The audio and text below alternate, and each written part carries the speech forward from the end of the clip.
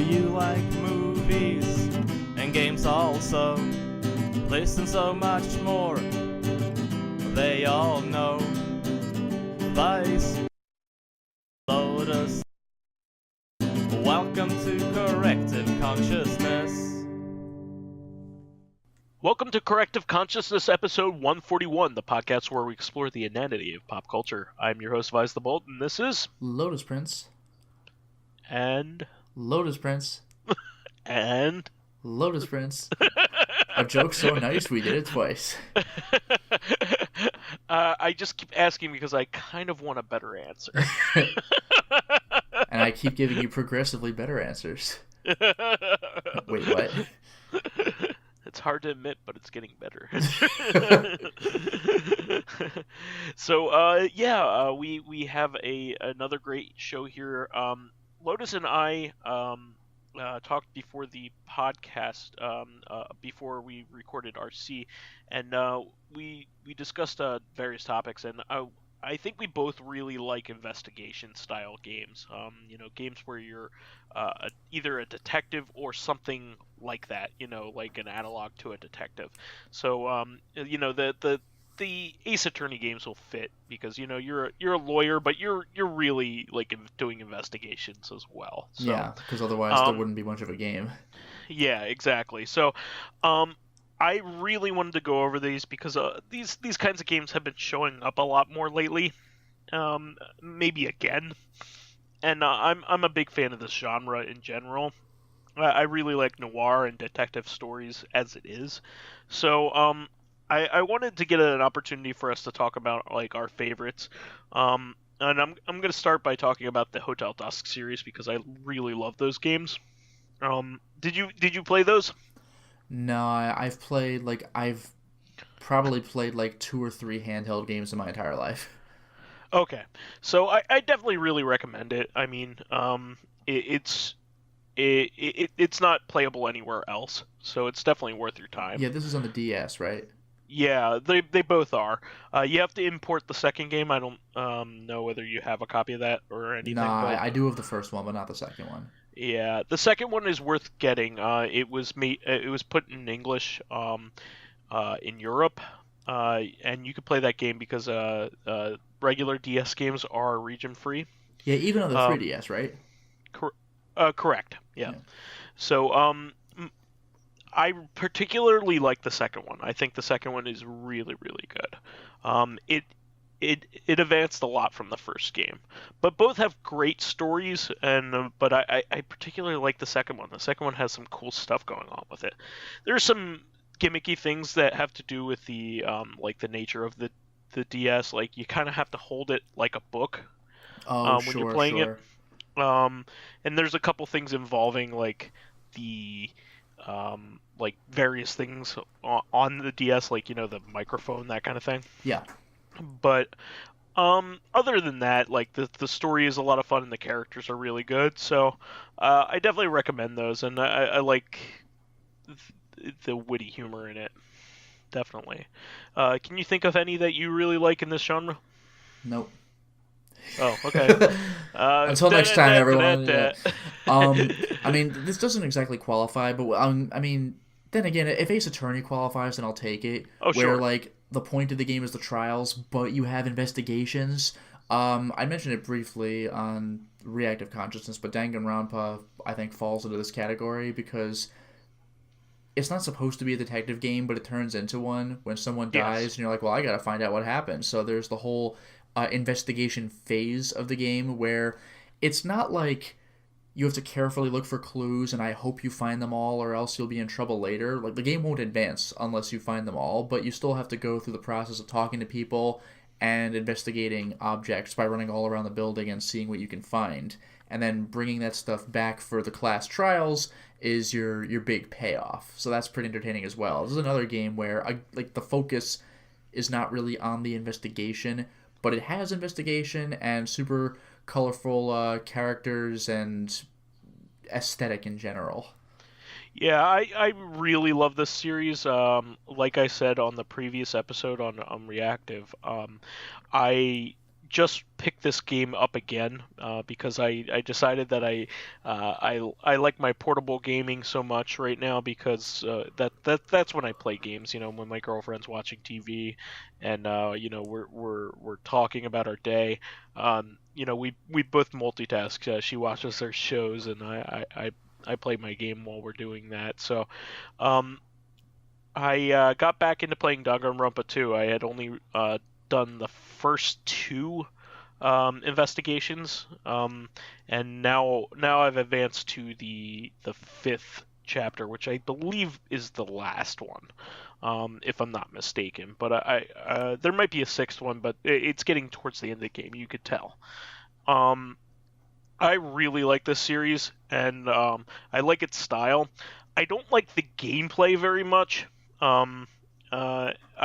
I think the investigation's a lot of fun, but like the classroom, like the debating mechanics, I never really synced up with me. And you also have to go down a particular line of thought and know what they're getting at. Well, that is what bothered me with Danganronpa 1, is that, like, I mean, this would make more sense in real life as well. I just wasn't thinking of it that way, but I was extrapolating and therefore guessing incorrectly instead of just this particular aspect you're talking about is literally correct, flawed, and I'll counter it with this, instead of like, oh, I think what you mean is this, and I'll deal with that argument instead. So you have to do it very step by step. Yeah, that's my major problem, is I know what I want to say and where I want to go with it, and I by and large know where it should be going, but how to get there via the very specific means that you need to is a little on the annoying side, especially since a lot of the stuff is timing based. With how the flow of conversation goes. So well, it's not. I mean, unless Danganronpa 2 changed something, it's not really timing based, because if the conversation ends, you're like, oh, I must have missed something, and you get to just do it again. Well, I guess because the dialogue shows up, and then like a lot of times it's like covered, so sometimes you only have a very small window. Yeah, that's pretty obnoxious. But again, if you blow it, then it'll come back around. Yeah, I mean, and you could game over as many times as you want to. Yeah, it's not really a game over. Yeah, it's really a nuisance. Yes, when you think about it. Yes. Like the game would actually be much better if it was just like dialogue choices, but but then you couldn't call it what it's called. Like I forgot if we've been over this. I know we explained this on the Let's Play because Pyrojack Frost the one who informed me. But do you know why the game is called Danganronpa? It's basically like truth bullet. It's like bullet like refutation. Like you literally shoot down the opponent's arguments. So like in Danganronpa, at least one, when you like your evidence or your counter arguments are bullets, and when you see the words flying in front of the screen, like I was there at 2:00 last night, you're like nuh-uh, and you shoot some piece of evidence and you literally fire the words at their argument and blow it up. It's kind of funny. I like this series a lot, and I think it's just got another re-release with a trilogy. I think you could buy the PS4 trilogy now. Oh, no kidding. Yeah, I think they had released it like a couple years ago with Danganronpa 1 and 2, along with like when V3 came out. Yeah, 1 and 2 was a thing. Oh, for God's sake, what is that interlude game called? Ultra Despair Girls was its own thing, and 3 was its own thing. But they released a physical package of 1 and 2. Well, they were all physical packages, but yeah, it was like 1 and 2, Ultra Despair Girls, 3. So you have three games, but one of the things you could buy is 2 games. Yeah. So now they did a trilogy, which you could pick them all up conveniently. I think you still need to watch the anime in between 2. You need to watch Danganronpa 3. So it goes 1, 2, and then Ultra Despair Girls, and then you watch the anime, which is called Danganronpa 3. Yeah. And you go back and forth with that too, because there's 2 different arcs that are happening at the same time, and you watch an episode of each. Yep. I think that's how you're supposed to do it. And then the last game is like V3. and then the last game is V3. Yeah, it's so disorienting. Yeah, yeah. So I'm looking forward to that. I mean, I'm glad I'm getting done too. Although, you know what the funny thing is though, there's one character I'm curious about in Danganronpa 2. You know the one guy who's like ultra badass and he has those cute little hamsters. Yes. Mm-hmm. What's his name? Gundam. How do you spell it? Gunham. Gunham. Is that how it's spelled? Tanaka. Yeah. Gunham? Yes. That's interesting, because, like, that's actually a slight censorship question mark, because on the Vita, it's Gundam. No, I'm playing the Vita version. It's spelled that way. Gunham? Gundham. Oh, yeah, Gundam. But, like, if that's how it's spelled, then I guess. But, like, I had heard, like, I think Pyrojack had told me that in other versions of the game or whatever, like, they change it up. Like probably in the original PSP version in Japanese, his name is Gundam. Mm. But I think they were making a pun off the hamsters, Gundham. Yeah. Tanaka is, I believe, his He's name, got, like, the 4 gods of destruction or whatever, and, like, the cute little pets. Mm-hmm. Yeah, they're oh, so yeah, the cool Devas, I think it was. The 4 Devas of destruction. He's a cool character. I like him. Yeah, he's fun. Yeah. There's some interesting things that happen in 2, but I'm not going to spoil it for you, obviously. But I really like what's happening in it. Mm-hmm. So I don't know how it's going to end though. I don't have any clue. I can usually pick out which characters I think will be there at the very end. Yeah. Typically the ones that interact with you the most are there for the long haul. Yeah, well, that was one thing where Danganronpa 1 kind of showed its hand. I don't know if 2 does this, but in Danganronpa 1, you can do social interactions with the various characters, but yeah, like the longer, like they make it so the characters who are in the game by the end, like who survive the whole game, their arcs are much longer. So if you happen to try to make friends with the character and you conclude their arc in like 1 or 2 sessions, you're like, oh, that person's probably dead then. Yeah. I think you're really supposed to get everybody's arc in like in New Game Plus anyway.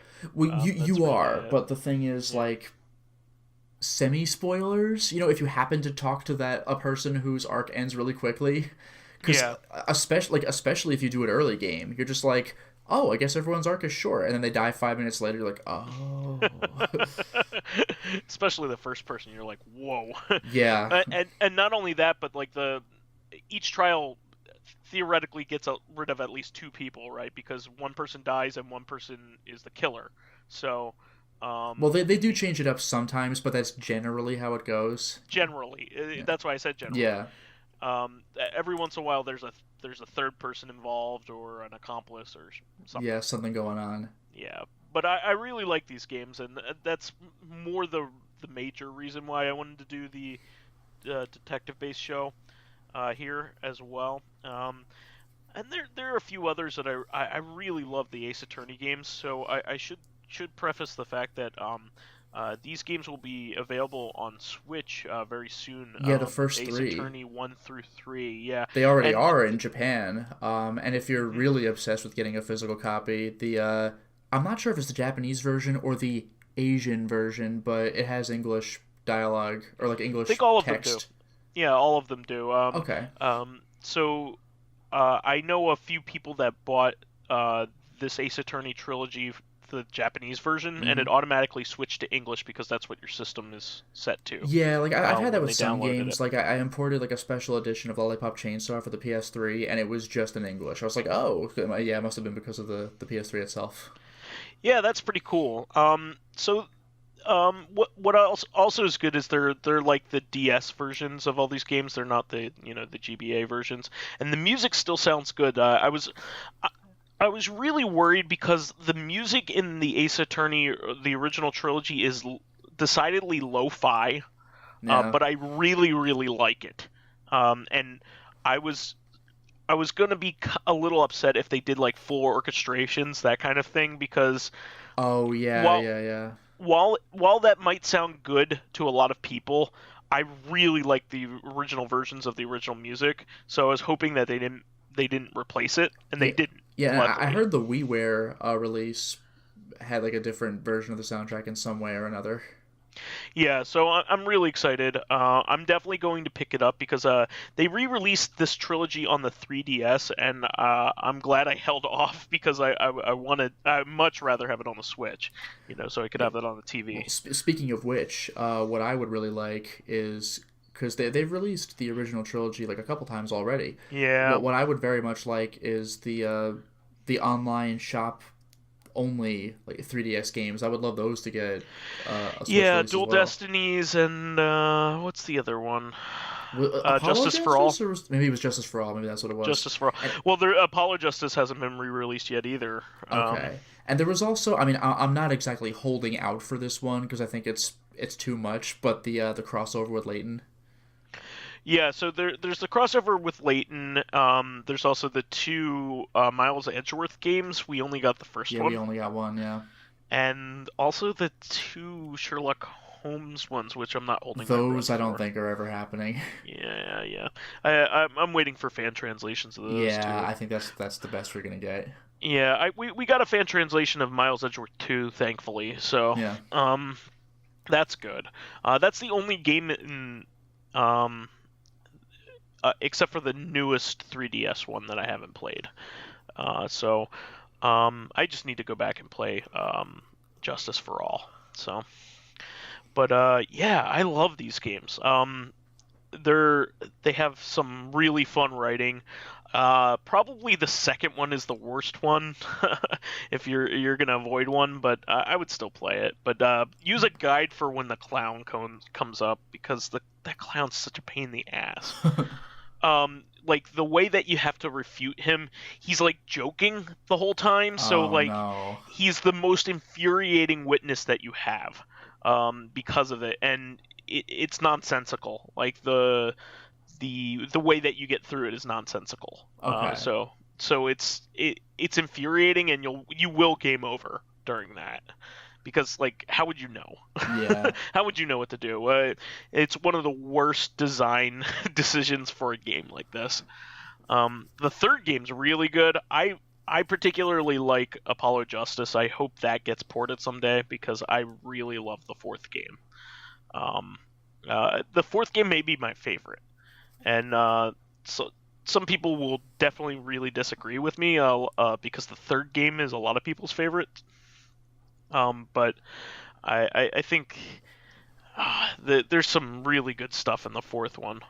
I think they don't like it because the characterization of Phoenix changes in that, but I don't know. I really like them. Have you played any of them? I don't know, like I said, I've only played like a couple of handheld games ever, so no. I gotcha. I just don't play handheld games. Like, I've never owned a DS. I got a 3DS because I was able to get it very much discounted, and I really wanted to play Spirit Camera, which I also still have not played. Yeah. Oh, I should say it's Spirit of Justice is the most recent 3DS one. That's what it is? Okay. Yeah, the only time I think I've ever actually used a handheld console to play a handheld game is probably Triforce Heroes, which is like probably one of the weakest Zelda games I've ever played. So it's like, okay, like, and the only other handheld games I've played, well, I guess I played Pokemon on the Nintendo 64, like via the transfer pack.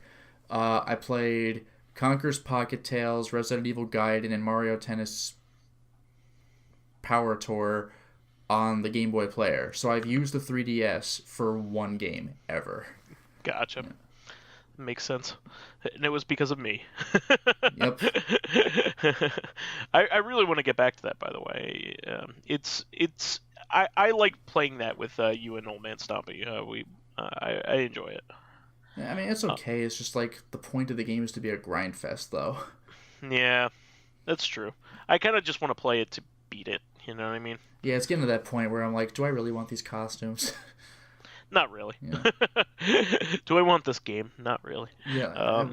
Whatever. But there's you played speaking of other games, you played or watched somebody play LA Noire quite a bit, right?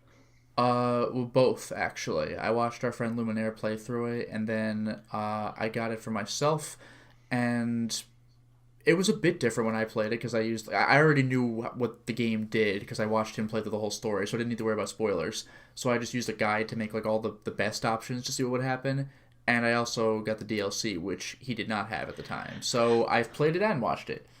That's another one of those games where it's tough to tell what they're getting at. Yeah, like, as you well. really gotta watch out between doubt and lie because like doubt is like they're not actively trying to mess with you, and lie is no. It's really no. I think it's doubt is what you might consider lying, except there's no possible evidence to refute it, and lie is I have the counter evidence right here. Like, but that throws me Lie sometimes. is very definitive, right? Yeah, especially Yeah. because if you say lie when you're not 100% sure and it might have been the wrong decision, like you're talking to like 11-year-old girl and you like flip out on her when you're lying. It's like you're messing with the cop. It's like, oh my god, I Like, didn't tell holy you to do shit. that. Like, Jesus Christ. Yeah, that was my major frustration with the game when I was playing it. I only played like the first 2 cases. Yeah, and this is a game where you might not find all the evidence. So if you know a person is lying and you just don't have the evidence, doubt? Like there's no real way out of it. Yeah, I mean, and this is one of those games that will just push you forward through the game too. Like, there's not really a fail state in No, you LA can do Noire, a shit. right? Like, yeah, you can do a god awful job, and your boss will get mad at you, and then the next case happens.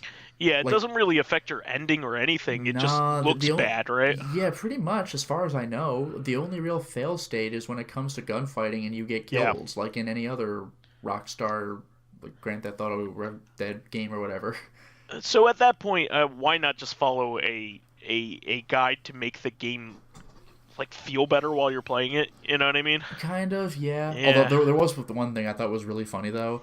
Our friend Mr. Ryu, he likes to like mess around with games when he gets the chance and just futz around with them. Yes, he does. And so he was over at no, it was at his house I think, and they had just turned on LA Noire. And he was like, let me fuck around. And he gets in his car and just drives over the dead body. And the game immediately says, like, nope, you mess with the evidence, fail. And he was like, really? Like, oh, well, okay. Yeah, he had to play the game for real. Wow, that's crazy. Yeah, like, he's the kind of person who, if he played Dark Souls, would mess around with the dead bodies ragdoll physics Sure. forever. So he was trying to do that. And the game's like, no, don't do that. It's like, oh, okay.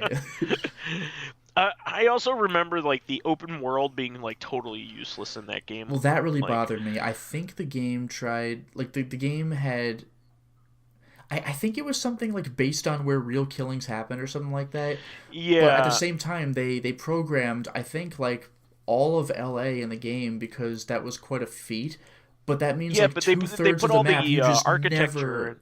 Yeah. and they put like landmarks and stuff in it too, Well, that's which is the thing. cool. It was really but cool, but, like, 2/3 of the map is utterly irrelevant to the plot. Like, yeah, not only that, but I remember when I beat the game, I was looking up the trophy list, and one of them was like, oh, you found all the hidden film reels. I was like, I didn't even know there were hidden film reels. Like, where are these? And they're all in the irrelevant parts of the map just to get you to go there. I was like, whatever. I'm not doing that.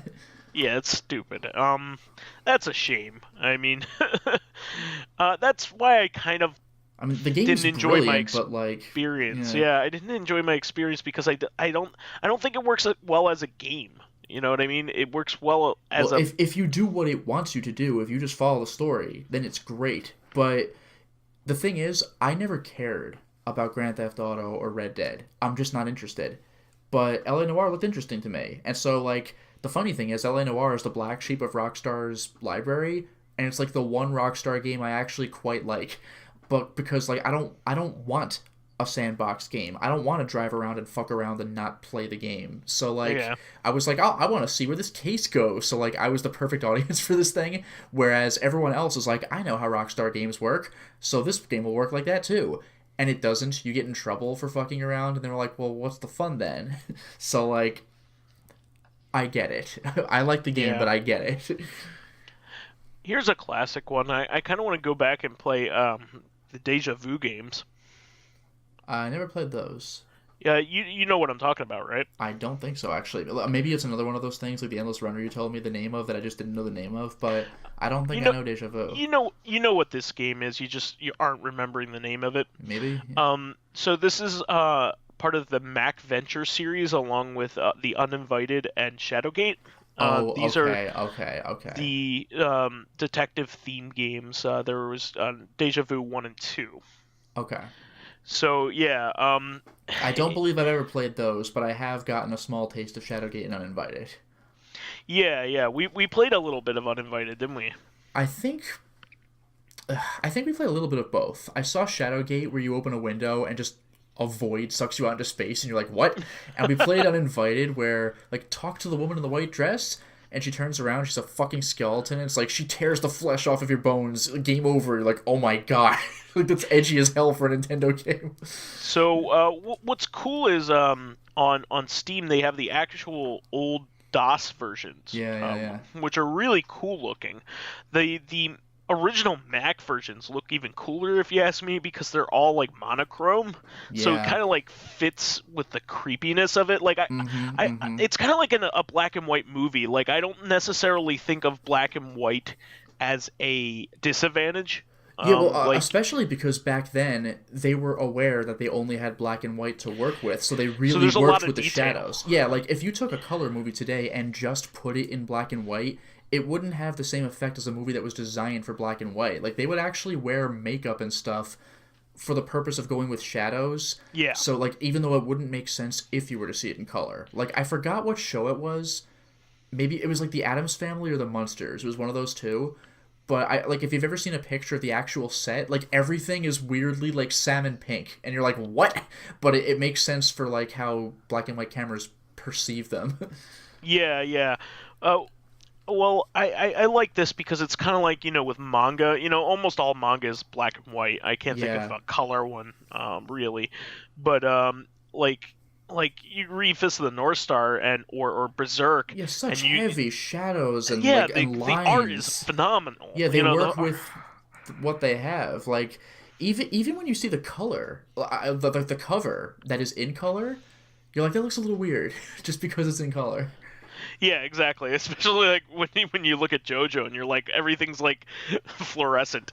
Well, with JoJo, they like playing around with color. Like they'll draw everyone in like the wrong colors, and even the anime does that sometimes, where they have like one of those pose shots where it's like doom doom, and like the colors are all different for the one shot. It's like, yes, I love it. Well, the monochrome games, though. I actually got a collection of 3 of those games, and 2 of them were Shadowgate and Uninvited for, I got the limited run, physical release for PS4. Oh, cool. Yeah, I think the PS4 versions are ports of the NES versions, if I'm remembering correctly.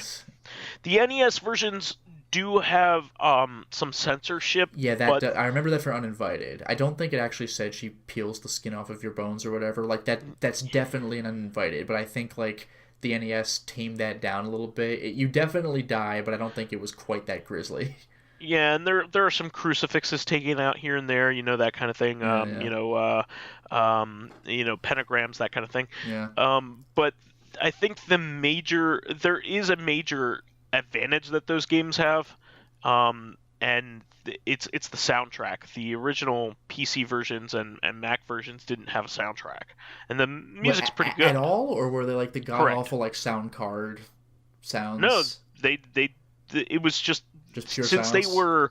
they were HyperCard games there wasn't any music. It just made sounds when you clicked on things. Okay, because I'm just remembering some games that just use the onboard sound card on your computer, the sound, old DOS sounds are hideous. I remember, you know how this is such a weird game to bring up for our listeners, but Weird Dreams on the Amiga. Oh yeah, It sounds gorgeous. If you ever hear the DOS version, it's horrible. Awful. It's just garbage. They did what they could. The graphics are just as good as the Amiga, but the sound is shrill beeps. It's like, oh no. The Commodore sounds great. The Commodore is interesting, yeah. Very heavy drums, which the Amiga doesn't really make use of. Yeah, one of these days I definitely want to go through some Commodore and some Commodore 64 and Amiga games, because that's like a gap in my knowledge. Don't do Weird Dreams though. That game. No, I'll just watch it. That game is unplayable. Like, it is, like, you will game over many times on literally the first screen because you know what to do but just can't do it. I'm very glad that I have a copy of it though, because it is a cool looking box, and the the Amiga stuff box that comes is with gorgeous. It has that endgame monster on it. I have the DOS copy, which you got me the Amiga version. Yeah, I got you the Amiga version. I have a DOS copy, which has the guy in his pajamas going like, whoa, and falling into a void, like he's going into the weird dream. I think I like the Amiga cover better, but the Amiga cover's boss. Like, the Amiga cover looks way cooler, but the DOS cover is more emblematic of what the game is, even though it's not so fun to look at. I really like the also the story that comes in it too. Yeah, it comes with cool. like 30 or 40 page like backstory, because you ain't getting shit if you play the actual game. It's just like, I must be dreaming because everything's weird and I'm in my pajamas, but you don't know the circumstances behind why you're here, and the circumstances are actually stupid. I actually think, even though it's cool to read the story, you're probably better off just going in blind, because it's like, weird dreams, you're having weird dreams, deal with them, because the story is like, there's a demon and you need to get these stones. You're like, what, get out of here. Also, it doesn't make much sense that you're in your pajamas because you're being operated on. That's true too, yeah. Why are you in your pajamas? You should be in, like, I never even thought about that, but that's a very good point. Hospital gown. I was aware that you're being operated on, but I never really made that connection. You're just in your pajamas. I don't know what that's all about. Yeah, I don't know. Oh well. You should be in a hospital gown with your butt hanging out.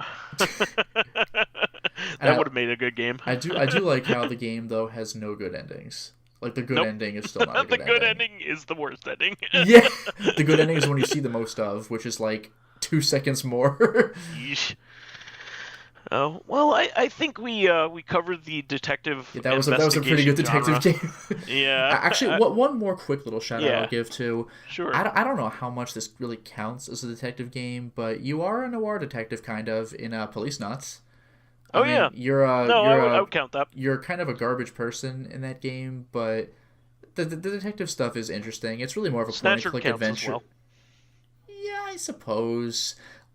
Kind of, but you're a junker. Come on. You still have to investigate, I suppose. Yeah, point and click versus options for a menu. You have to find out Olean Hospital, man. Yeah, that was kind of cool, actually. So both games again aren't about being a detective, but they feature being a detective. And then every time you find any clue, you're like, oh, could it be a snatcher? And it's like, no, actually, I think it's something else. Like, oh, okay. Like, Snatcher does that a lot. Like, maybe it's snatcher activity. You want this so bad. My pizza. Like, I see there's some sunscreen here. Sunscreen, eh? Like, perhaps it's a Bioroid snatcher. Gillian, calm down, dude. Oh, man, I love Snatcher. I'm going to play that on my Mega SG when that comes in. I actually really want to do that. Even though we've already Let's Played the game, I want to stream that so bad just to do it. Like, look at this high-quality... Because when we Let's Played it, it was with composite cables. We didn't have, like, the FrameMeister stuff with the RGB or whatever. We didn't even have RGB back then, yeah. No, so, like, I actually really want to see how Snatcher compares in RGB. Like, I think I've seen a little bit of it. I tested it out briefly, but I would love to stream that game and be like, look at how friggin' gorgeous this game is. Oh, yeah.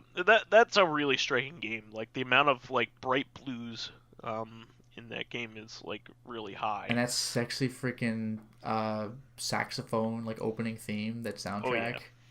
Do-do-do-do, do-do-do-do, I can't wait. Do-do-do-do-do-do. It's so good. Yeah, that'll probably be the first, like, Sega CD game I play. You weren't going to do Sewer Shark? Dog switch. Meat! Double Switch. I'll play the Corey Haim sequel to Night Trap. Yep. I actually saw a bunch of Double Switch gameplay. Just like Night Trap, it looks fucking impossible, but, like, it looks really entertaining. Yeah, I would watch somebody. It's one of those... Yeah, watching is way better. It's one of those games where the actors are, like, I'm acting. Like, so they're like, it just feels like you're doing it in school. Like, now, sneak around the room. They're like looking around shiftily and like being conspicuous. It's like, I love this kind of schlock. It's so good. And you got like Corey Haim telling you like when you pull off a trap successfully, like, yeah, excellent, good job. Like, it's so funny when they talk directly to the player. That's awesome. All right, well, I think we should move on to our weekly business here. We'll do Vize's weigh-in. So I'm at 255. I'm pretty stationary. Things have been good. For me with as far as weight goes. Like I haven't been gaining or anything. I really want to get back to exercising. That's my thing that I really want to do. Do you even lift, bro? I don't. That's okay. I don't either. Maybe you could tell by looking at me. I can't. You don't have your webcam on, Damn. but I can see myself. Oh, he's right.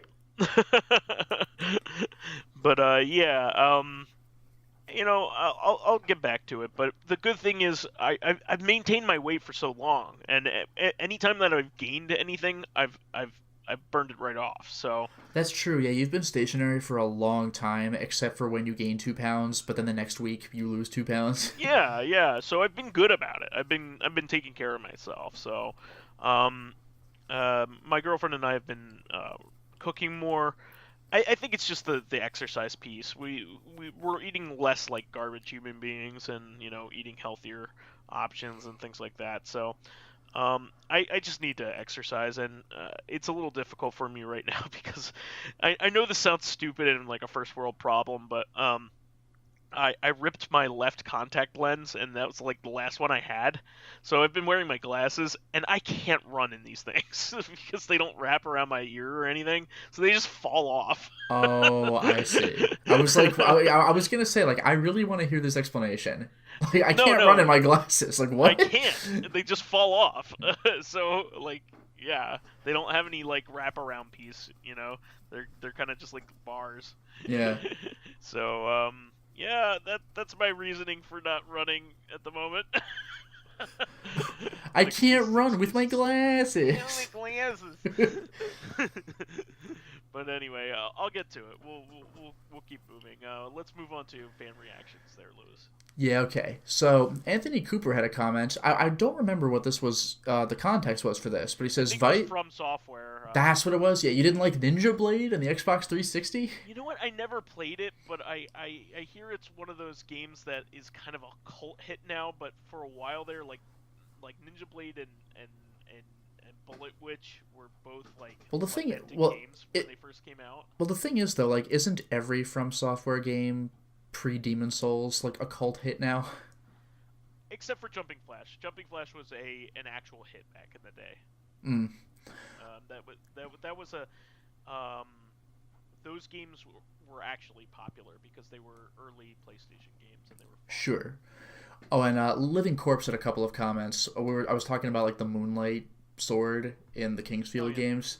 And at this point, I've actually gone ahead and beaten the original Kingsfield. So like my latest stream for patrons is Kingsfield's American Kingsfield 1, which is Japanese Kingsfield 2.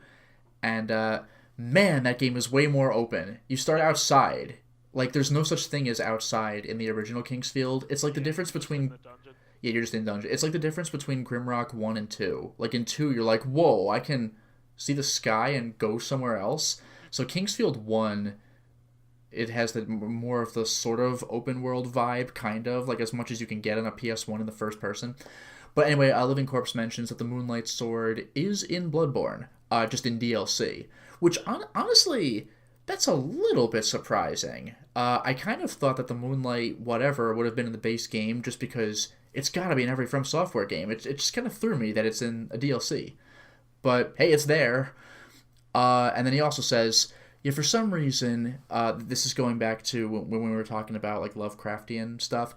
He says, for some reason, it's easier to make games and movies that are inspired by Lovecraft rather than based off of it.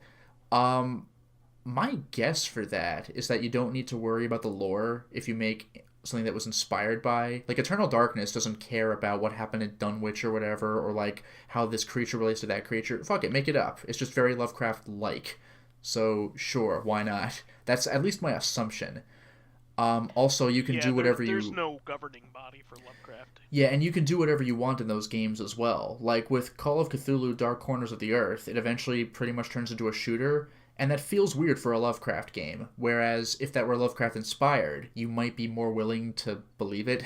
Like, oh, I could shoot these things. It's not actually Lovecraft where you're supposed to be afraid and go insane. I think the Lovecraft stuff is public domain at this point. That's why. Yeah. But even so, though, the Cthulhu mythos. Yes. When you add a story that's kind of like. Yeah, it just feels weird though that you're able to just go on a shooting spree in a Lovecraft game, like that. Yeah. Like in Lovecraft stories, I would expect just if someone ever did, well, either that or if they did have a gun, kill one person or creature out of many and then die, or maybe there's only one creature and they wound or kill it, and then they're just like, my God, and that's how the story ends. Just like it just makes me think of, like, I've mentioned this before, and it was weird when I did it then as well, but the opening FMV movie for Baroque, but on the Saturn or the PS1, like the Japanese only version, where you see some really giant weird creature and you don't know what it is, and you shoot it, and it does die, but you're like, what the fuck? What? Yeah, it's like, should I have killed it? Yeah, like, I don't. So, like, Lovecraft makes you think of that. If you ever do shoot something and you do wound it, it's still like, I want nothing to do with this. Now, Lazrul commented, and he made a very good point. This is something I made clear to you off the air, Vice, but yeah, he says... I love me some Lazrul. When we were talking about upcoming games, Lazrul said, it looks like you accidentally missed the highly anticipated fucker in the gulag that no one asked for from your upcoming game section. I did. I asked for it. Yeah. I can't wait to play it. This is weird because Fucker in the Woods is called Volume 0 and Fucker in the Gulag is called Volume 1. So I guess it's a sequel, but it's got a different title. Games. You have to go with Necoparo logic. Yeah, it's Necoparo, yeah. So Fucker in the Gulag, I don't know where that's going. I can't wait for you to talk about Game Beans. I can't wait for you idiots to accidentally kill off another one of your own because you're just fucking dumb. I can't wait. And to fail another year of high school, and you're like, how old are we now? Like 33 or something? Like you're definitely in your 30s. It's like, oh man, failed high school again. Like, because I can't stop playing RuneScape. Oh man, I still want to taste that wonderful texture of bark bread. Yes. And then Hiroshi died, and then you didn't go to his funeral because you were still too busy playing RuneScape. You are all such garbage people. I can't wait to play this with you. Are you gonna? Out yet? I think it is. Okay. I can't wait to go on another adventure in a car that doesn't take diesel, that we fill with diesel because it's cheaper, and then we just destroy our car. Yeah, I really enjoyed. What a shitty cast of characters. So I can't wait to play this. And all sorts of European references, even though we're not in Europe. Like the car was European. Wonder Bombs. Yeah, Wonder Bombs, which apparently do exist in America. They're just not called Wonder Bombs because it's a very German name. Like, how did Lazarus know this? That's what I want to know. And there was one bit of dialogue we totally missed where I thought it said like "Joe Woo," like Mr. Burns or something, but it was like "Jawohl," like in German. Like yes sir, like "Jawohl." I dropped the ball on that one so bad, but oh well. If it comes up again, I'll get it right. Like Cyberdwarf did. Cyberdwarf is truly the hero that we all need. Here it comes. He had a basketball grafted to his face. He's literally made of contraband. Man, I can't wait to play Hoops Barkley 2 if that and when that ever comes out. Oh my god, that even if that game isn't half as good as the first game, it's gonna be the best game. I can't wait. Like you have like HP, you have candy, like that's like a reading on your HUD. Candy, like all right. Oh man, I can't wait. All sorts of guns with a Z. Lazarus, you were a treasure. We'll be the best guns braster you ever did see. We're gonna be true Doom murder heads. Yeah, I promise that we will LP Fucker in the Gulag when we get a moment. I wanna let's play these shitty characters in their shitty situations because it's the really funniest goddamn thing. I really With their do. stupid warped faces and Aunt Bunko's just like an anime character creator like character. She's just a straight up cartoon like DeviantArt drawing. Maybe if we do enough LPs of his games, we'll get the Anne Frank shareware release that you can't find online. I'm pretty sure they're never releasing that ever. Probably for the best. You know what cracked me up is that some people got mad that it cut off before the boss and it said like stay tuned for the next episode. Like the joke was that it was shareware. And they're like, where's the rest of it? I'm like, you clearly did not grow up when we grew up.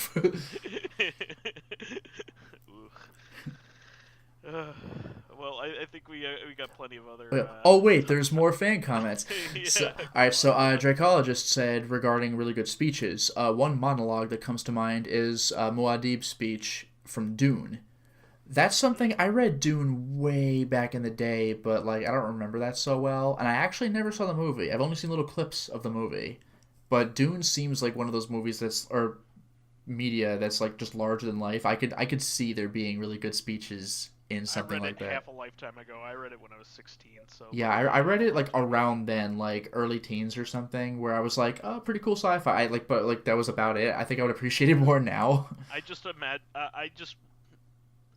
only remember the major themes. I just can't believe that Dune ripped off of Star Wars when I mentioned spice. Remember the spice mines of Kessel? I can't believe Dune so egregiously stole from Star Wars. Star Wars stole everything. Shut up. I can't believe Dune stole the Force and called it the Voice. Man, right, come on, Frank Herbert. We could go on. I can't believe those black and white Akira Kurosawa movies ripped off of Star Wars. Get out.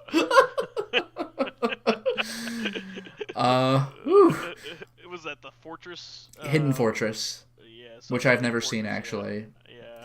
I should watch the movie and just get angry when I'll just watch Star Wars be like a 1-to-1 ripoff.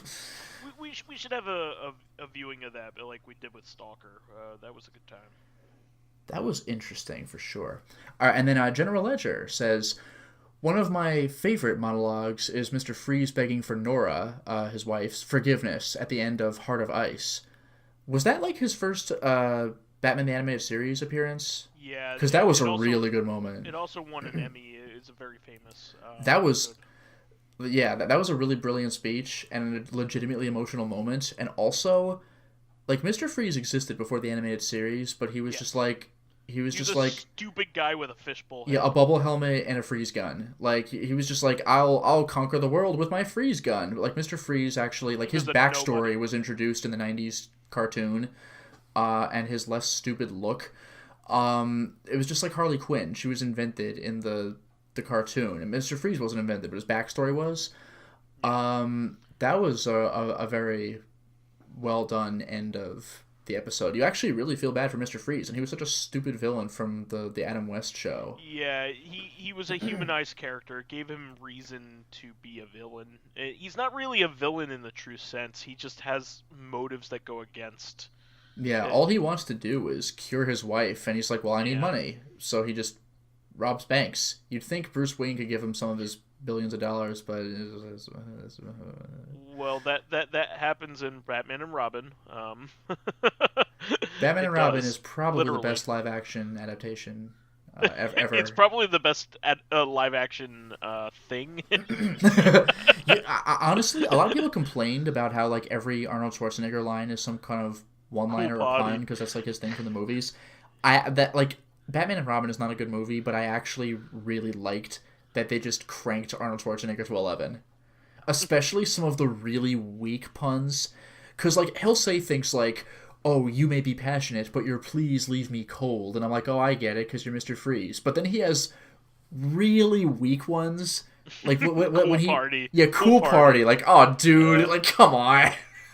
That's the lamest one by far. It's so bad. Like, he's really stretching for it. Ugh. You know what killed the dinosaurs? The Ice Age! He just shoots it with his freeze gun. Not even a pun! Yeah, it's just like talking about ice You gotta chill out, bird boy. The best. I'll still take chill out over cool party. That is Cool the Party's the lamest worst. one. I also kind of like when he murders his own goon. I hate when people talk during the movie. It made more sense if you watched it in theaters. Which I did. Jerry, I saw it twice. It was the first movie I saw twice in the theater, and it was garbage both times. Oh, that's gotta be Lion King for me. Yeah, I think I saw The Wedding Singer 3 times, something like that. I saw Lion King 3 times, and I don't know if I've ever gone to the theater for a second time again, except for, like, Watchmen. Superbad I saw twice, and I saw Gladiator twice in the theater before I was 18 I never too. saw that in theater. Yeah, because I was too young at the time. Yeah. I saw it with my parents. Okay, that's how you Yeah. pulled it off. Yeah. But yeah, I saw The Lion King and Watchmen, and both are very good theater movies, by the way.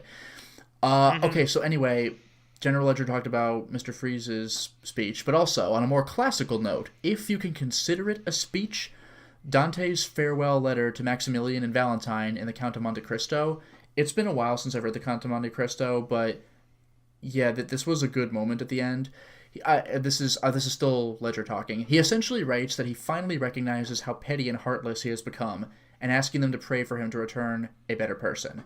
Because the whole thing with The Count of Monte Cristo is like 70% of the story is like a revenge plot, like building and executing it. But like he deals with the people who wronged him, but then he's like, I'll take out their families too, and it's like, dude, they didn't have anything to do with this. And like he finally realizes this in the end, like, wait a minute, I've become the villain. Like there's revenge, and then there's like the shit I've been doing throughout this entire book. He really messes some people up. So he's like, so he finally gets some perspective at the end. Like a Valentine especially, like she was like the angel character in the book, and he was getting ready to take her out too because she was related to one of the people that fucked him over, and it's like that's not cool at all. We've been mentioning a lot of Dumas lately. I don't know if you've recognized because the Musketeers and Monte Cristo, yeah. And then this is one that I don't know at all. But Ledger says, my wife loves the monologue in Anna Karenina, in which Levin confesses his struggle with suicide to Kitty, and also the commencement speech, Wear Sunscreen, by Mary Smith. Or I don't know that one, I'm afraid. Yeah, me either. But those are, I mean, for sure. I'll have to look into them. Yeah, those are some quality speeches. If they follow up the quality of the first two we mentioned, then yeah, no doubt. So those are the comments, and Ledger provides a question as well. What sci-fi technology would you like to see become commonplace in reality? My first thing, this is kind of cheating. This isn't really sci-fi, but like printers that aren't shit. Like just all of them are shit. And like you gotta buy expensive ass ink cartridges, and then they don't like it when you try replacing them, and some of them objectively lie to you about how much ink is left in them. Like, but even if they don't pull those deceptions, they still fucking don't work. It's really obnoxious. Like, it's a printer. They've been around for decades. It prints. Fucking do your job.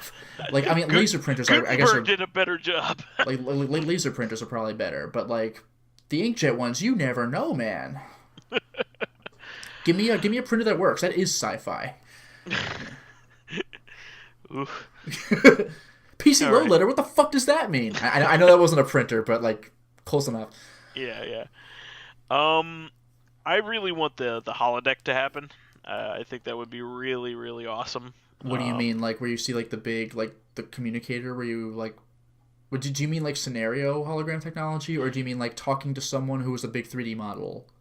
No. A holodeck like Star Trek: The Next Generation, just like be able to be in a synthesized space, and run through scenarios.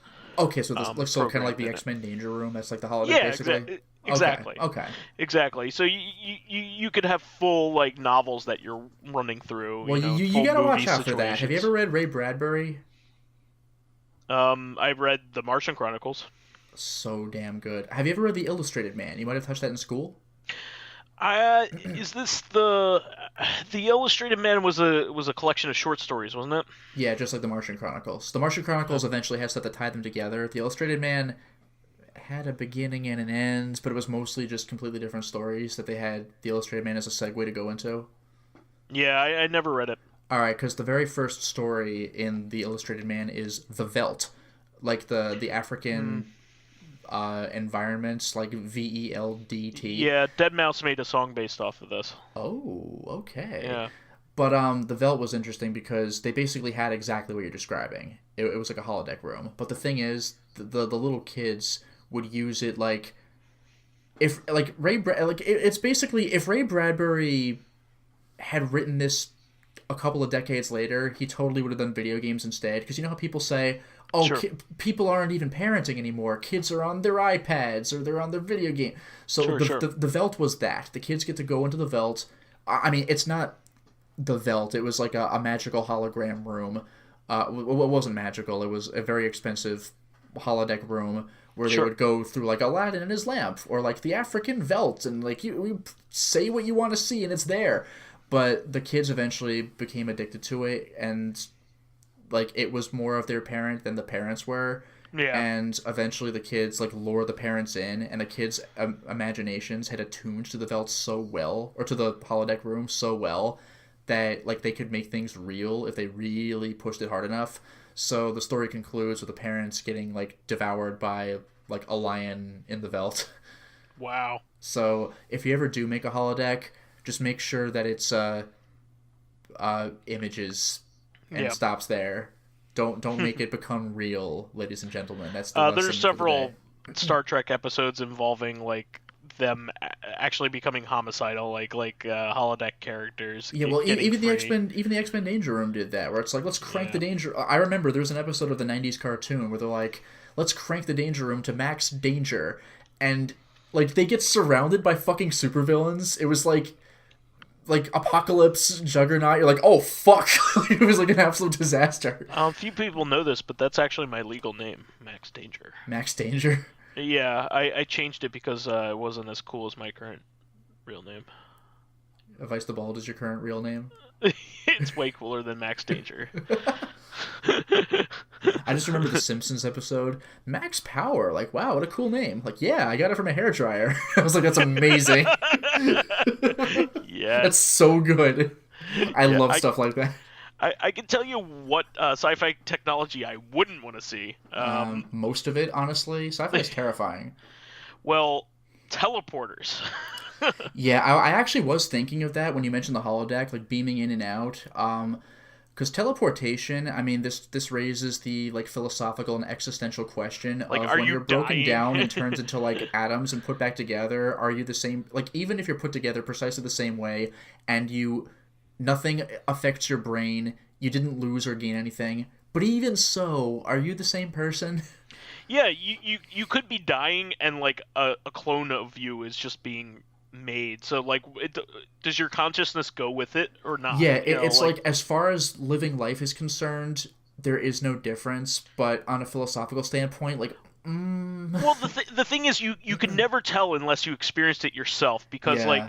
because you see your friend go through it and then they pop out and they say, hey, it's fine. You don't Yeah. know whether, because that could be a clone saying, hey, it's fine. and like, but you know, even if it like, is a clone, they might not know either. They might retain the Yeah, memories of the exactly. free. So like, there's who knows.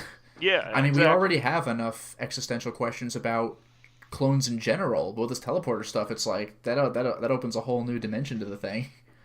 Yeah, We should just screw get those giant message tubes for humans, like in Futurama. That's the only way to fly.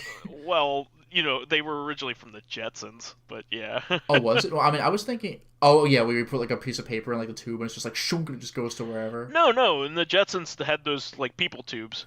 Oh, did they? Yeah, like I thought they just Futurama's had like making I fun thought of they the had the Jetsons. hover cars. No, but they also have people tubes too. Oh wow, okay. Yeah, the Futurama's making fun of the Jetsons. Yeah, that is one thing I like, by the way, when sci-fi has like stupid technology like that. Like, it just runs off of like old-timey like suction technology. yeah, I love when they work with what they have. I think I've mentioned this before, but Legend of the Galactic Heroes had that because like certain things are limited by their time. Like how old Star Trek, Sure. everything is dials and knobs, even though we don't use those anymore. Like there's an episode of Legend of the Galactic Heroes where this guy is going to a planet and he's like, I'm going to need to have a sense of what this place's history is like so I can hold up conversation. So he watches like a Ken Burns documentary, and that's like the entire episode. Like the episode ends with him like, or it starts with him like, let's watch this documentary. And then it's basically just an exposition episode to give the viewer history. But like the entire documentary is like on one of those 3.5-inch floppy disks, and you're like, yeah, all right. Like CD-ROMs weren't around yet, so it's a 3.5 disc, but it's just funny. Yeah. Well, I think that that'll bring our show to a close here, unless you have anything extra to say here. So, holodeck and just working fucking printers, which we should have now, but we don't. Yep. All right, well, that is the show for this week. We want to thank all of our fans that contributed questions and also reactions. We had a lot this week. Please keep doing it, guys. We loved reading them and discussing them. And keep us supplied with awesome topics by submitting questions of your own via the YouTube and SoundCloud pages. Did we get any new ones this week? Did we get any new questions?